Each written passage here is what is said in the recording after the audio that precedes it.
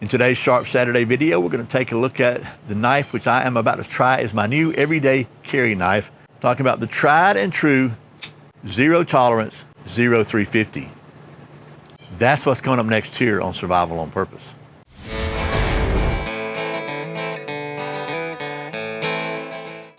Welcome back to Survival on Purpose. My name is Brian. Thanks for joining me for another Sharp Saturday video where it's Saturday. We take a look at something sharp.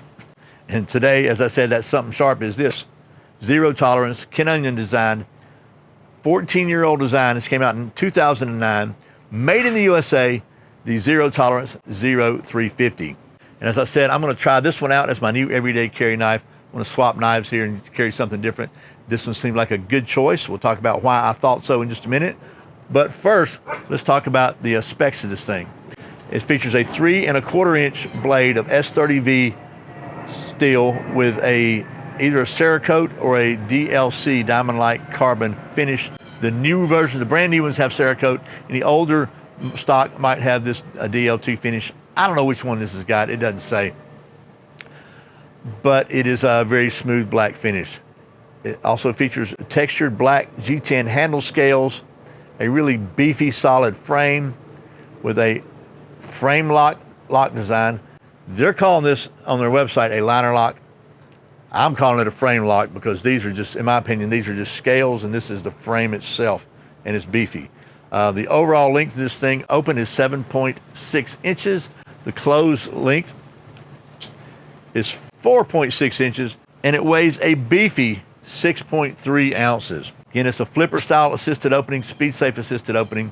The flipper turns into a finger guard. You can also use the thumb studs to open it, either side, left or right hand. Speaking of left or right hand, it has a 4-position pocket clip, so you can carry this thing tip up, tip down, right or left-handed. It's got the tapped holes, threaded holes on all 4 corners. It's pretty easy to change. I changed mine when I got it. It came tip down. I like to carry my knives tip up. Also, as you can see, some jimping here, fore and aft, and the jimping is what I consider aggressive but not sharp, which I like that. It's aggressive enough to get a good grip and be able to use it however you want to use it, but it doesn't hurt your fingers. So why did I decide to make this my new EDC carry and give this one a shot? First of all, it's because it's a big beefy knife that's made in the USA, and I like that. I like a knife that can do some work, and this seems like it would fit the bill. It's also very comfortable. I didn't show you this before, but the G10 handle scales all the way around are relieved and rounded off. There are no sharp edges there. Everything is smoothed off all the way around. So that adds to the comfort. The pocket clip is very low profile. I can squeeze this thing really hard. You can see my knuckles are turning white, and it doesn't leave a bunch of marks on my hand. I mean, it's very, very, very comfortable. So that's the main reason, is just I wanted a big, solid, comfortable knife. And the other reason I really like this speed safe. I could do that all day. I'm not going to, because that might annoy you. So that's the main reasons I decided just to carry this thing, make this my new EDC. We'll give it a shot. I will follow up with you in a few months and let you know if I'm still liking it and if it's still working well for me. And I just wanted to show it to you before I got it dirty. You know what I mean? So without much further ado, so this is not a bushcraft knife. We're not going to scrape ferro rods with it and try to build fires. I don't think it'll scrape a ferro rod anyway. It might right there, I don't know. But I do think it's important that we check the sharpness of it, because I always like to do that. And as you know, the industry standard international sharpness test is probably the Redneck Sharp test. So I think we should do that right now. You want to? The tooth fairy leaves her teeth under Chuck Norris's pillow. Without further ado, let me get you in focus here. Oh my gosh. Try all parts of the blade. So, all right, wow, look at all that hair there. So that was that way, and that was every part of the blade.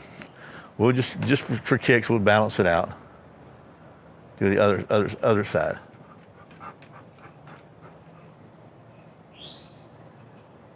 All right.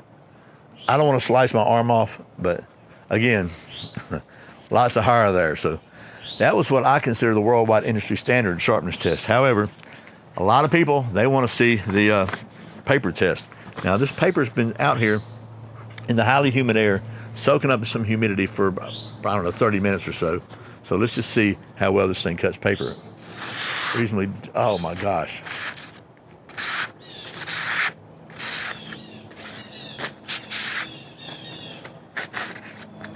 All right, we're gonna say it passes the paper test. As you see, it passed everything with flying colors. This baby is sharp, sharp, sharp. It's sharp enough to shave a yak. So that is hopefully a decent look at this zero tolerance 0350 knife. It's going to be my new everyday carry knife. And as I said, stay tuned for a follow-up in a few months. I'll let you know how this thing has performed.